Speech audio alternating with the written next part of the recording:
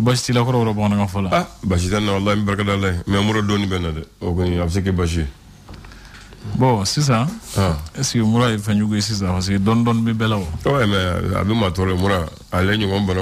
contente de parce que fem flado abi munga bi toro mo mu nyebi ro wafu banatil o da ka problème o tien o ko dorati la mura ko voilà ka sura abi bana belawli abi farkolo segen abi fasaw segen ni la klibe duru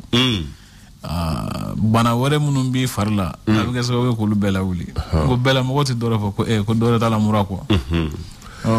comment on va faire galontiga ba fo kono mi bala o tien able muna kono dimiti fenyeta e juna Allah akbar fenyeta te o yele ndoro ga fo ko kono ga dimi alo nyesro mandi kuma do galon do be no ni be fe ga tige comme no nyesro mandi juna ibolu fo aywo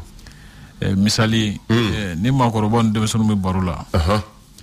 nu kuma do fo sa munu ma ka eretle la e se ga chena galon do ay tego do o chien sa o te galon sa o e to double o ay o bedi odo wala e madeli ka se yoro mina ni fura ko kodo kerai nam mo mi boy misali mina ka seza ne madeli ka se mina ka nam na ne e bora mina ka na ka fo a nyi ni mina ka ne bi se ka so wa o comme nous se mandi kuma do mo bu sinzi uluka ka galon do tike aywo ko ni tenini ye mu fo Bamako la jiko na ko ama medaya yede o tien ku dom wala jede do nani le jiko no fe sikato la bama jiko no fe o nego ko e bama bitan o agilla dom ga de afu o sabula bu nyonga bu nyondo sikato la o te tien wa e endem nyonga radio la namu am nyongo do ne sikato la o bendi okoli mimi so mima minte so mima mimi minke minti minka ambi am jonta do o te tien okoli onga esge orta mo bi am yon don chogo na orta mo ban donte ay oh wala abi tene munu mi nyon kan munu nyon do able ka ini munte nyon kan mo do abisiga nyon don ka se hakke do manga ka se nyon don ga do fo yoro hakka se kisa do ma able ni soro mandi ay mamuso konema ko depuis gnie ale gnie da galama ta do ni fenga goni galama atalo ni fenga goni oche galama ire mo bisiga foti ale glano kama sabla glano fure ga do boloni fengoni mawche do farakro ni fengoni mon nyoche yango dumni kalama ya fam nam o min glana fem kama fere fem bena fere tewa sikatola o ale fana fen kalama fere fana yale bisigi mako nyani misali seri kalama yu chugo mina o ye galama ye o to fere wa o fem bena fere do fem bena mako nye chugo da ble jina ya kono wa fere min fana me muna able o to do ko jugo to do digina ko yi Allah akbar ayo bismillah amido jumena bi biara bay marsikalo kle folo do mars kalot le folo samba flani mo wani donc février fatura kaba février bana abana ali kalo sara kalo kele mintis le bisaba sorofi a tiale kle mo wani konon to Allah akbar awo no te kle mo ka ani shegi ale kalo akelende do sans to jate kalo lable nyegateli de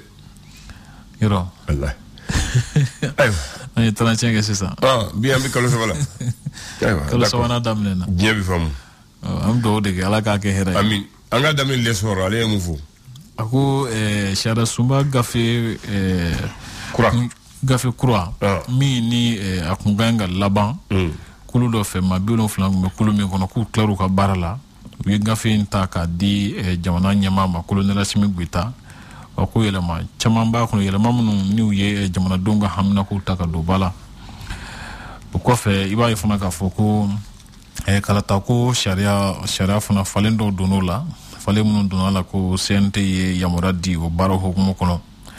akunjira la ka foko amo mi yekena ko jigiyamna ye ko makunye sira mindu ko fura firlo na banga ka fura di mako ma ka damna bila o ko ben sera ka ke ko la ko a joli mabo ablandan Mali ni Côte ñoo ci dancew daylali ko sira kan o ko akra sababu ko ni anga sira kan tama boni dunu batalon jaw kelaw o ko lu ko ni sikna ka yele ko kuray le républicain ko kalata natanu hukumu konnana o kon ye shara kurata hukumu konnana kayina jamana fe ka foko ka feren dabulutige surasu ka kalata min kan ga konga ke kalata do renye no vote par anticipation e o ku ka feren dabulutige de ferotige munu batu akobsa ke jeliya kan akana ka yuruku sababu ye kalata sirakan o mira fanam talike Facebook la ko ale baro hukumu konnana tasibla jonyon kera ka nyesi Sheikh Umar Sisuguma min batu akana mko kana nyene akko a jado glana ka jo wakadu konnana mi wolo ko statut l'indicateur du renouveau asimentia ka foko kenya ko ni shara ko sraka ba ka foko barajo ko ni balaka yi fan chama feni watlaban nuna ansongo ko muso fla ko ni kene karabara che marfatigi fla fe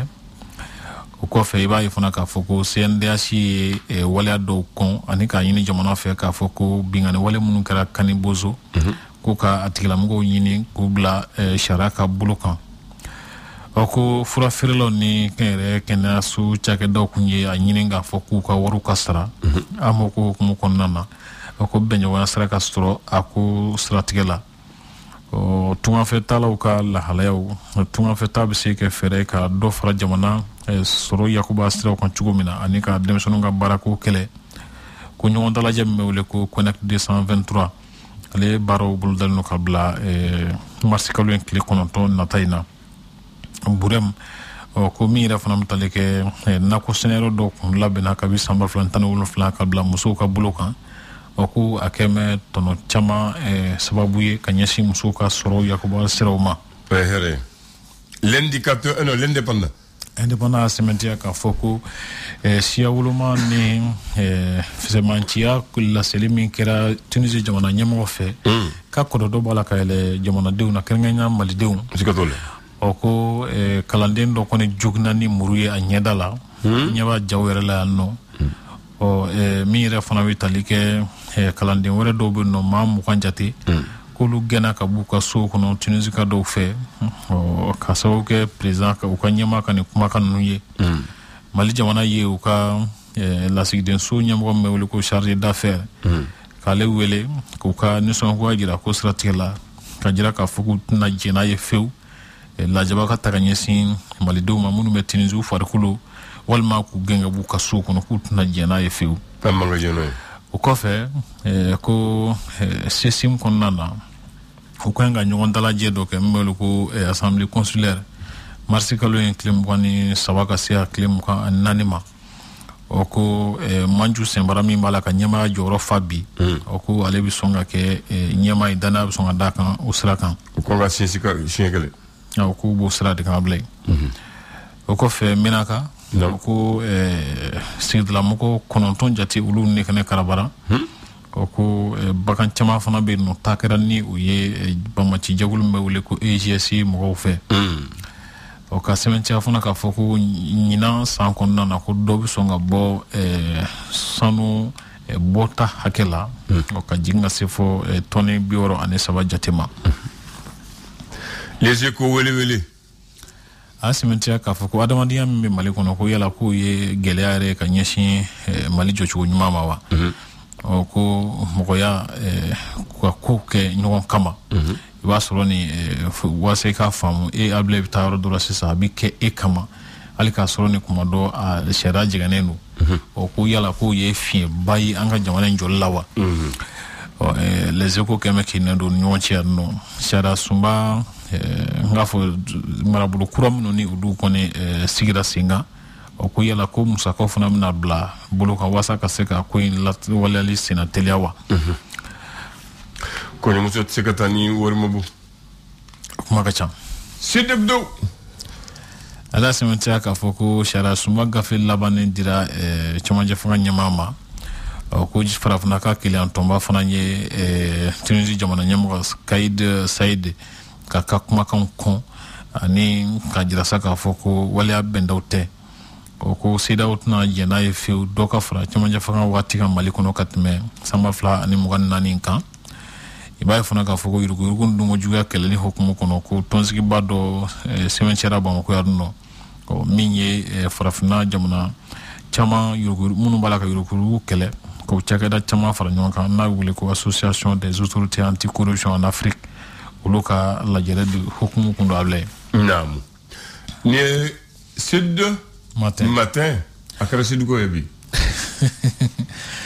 ayo sementia ndo aka foko Tunisie ko malide mbe noko abise keme ani biduruma minu to so wa kuba fe kana mali kono o fero balaka tike able balo de se kelali hukumu kono na mali kono ko sungalo nyekorle na ko mina bla la halaju men kono ako bichugo mina kuma kelendo o fana ka sud matin kono able ka sementia fana ka foko mi talige shara suma gafe labane namu ko ni blara jamana nyamo ka buluka ablandan kuma ni so modena kuna vontelundo amomne kibaria ju donana amandi me nyebo chugola nanga tamba foye 6 ans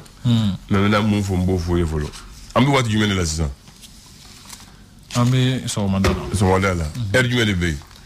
nanga kanya kononton to 3 minutes nani wat aba fo mo wat jumene mali be jumene ka temps universel temps universel Mali donne temps universel la 100 jumene ibolo ay haglito la akara bi ñogo 1er mars 1910 1er mars 1910 ka astro am joya jurula to bolo ñina yo 5 kemeni sam quoi gouverneur Muntumbe on watini ale togo Henri Alphonse ale de ko Soudan français actuel Mali ko air kata Mali bela beke air kanga tungu Bamako tadela que la colonie du Soudan français devient celle du cadran solaire de Bamako, qui correspond à l'heure GMT,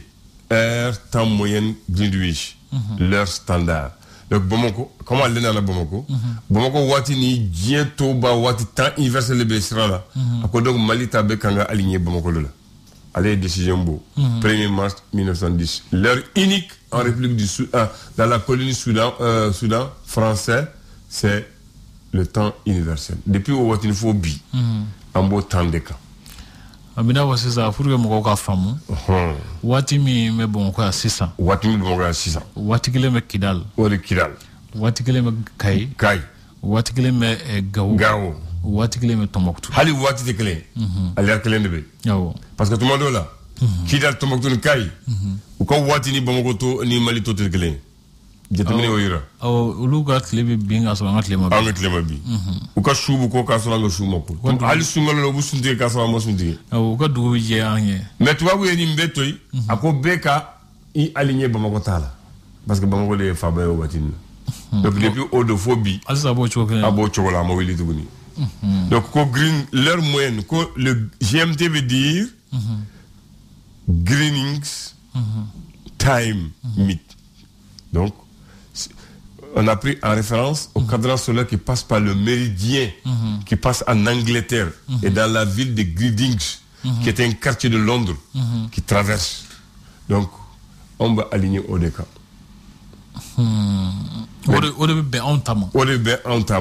Donc, en beau Watilla, l'heure du Mali et l'heure GMT. Mais ni tara Diawere là, il va sur le Danfra, ni tara Bangui en Centrafrique, l'heure Kelembe en Oulouch. Ya famo ni tara Beirut l'air flabe en nouche ni tara Bogota l'air dur de be en nouche ni tara par exemple Bangkok l'air wolo de be en nouche donc on connaît to de munu ngo na on tara bi ko munu ka be utama ni boré voilà modula air flabe do en français jet modula l'air clé bon qui va nana monte kibare dumaye nango amma mo antogola parce que nala yemu ko kani anga barke nyugo andogo ni Ousmane Wele Diallo Lamo ay message ci mo 6 ans wa ale wolo ba akal fa minana dala aywa ala ka hinala donc o te kibaro ñuma e bi Ousmane Wele Abamuso que je viens de perdre ma mère ce matin madame Diallo Adama Traoré Samba voilà ki wara na wati do ko fana no ke chugo do ala fe voilà amidu okay ouais ko ala ka hinala amin ya rabbi afora shimi ko ala ko dadde uma amin ya rabbi ala kana so no tabulu amin ya rabbi ambodo okay ala ka dusu ma fana ni jiraja wati serani ko mumbala ambada jamat lokan voilà parce ambara nyondo donc ni ambe bay awodo watewa awa ni cheni baraji ala ka wati wala ina amin ya rabbi. Le flash. Le flash d'information avec la rédaction de Clédou Info.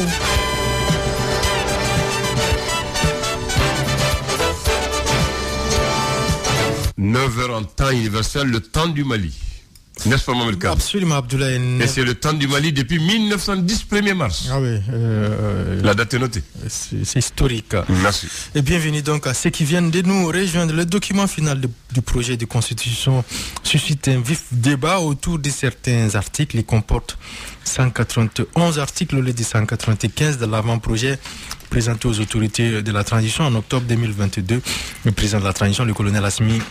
Goïta, a reçu lundi une copie du texte de la nouvelle constitution et ce sera désormais le président de la République qui déterminera la politique du gouvernement et non le Premier ministre. Le chef de l'État peut également sonner la mobilisation générale sur le plan sécuritaire. Les langues nationales deviennent des langues officielles et les français langue de travail.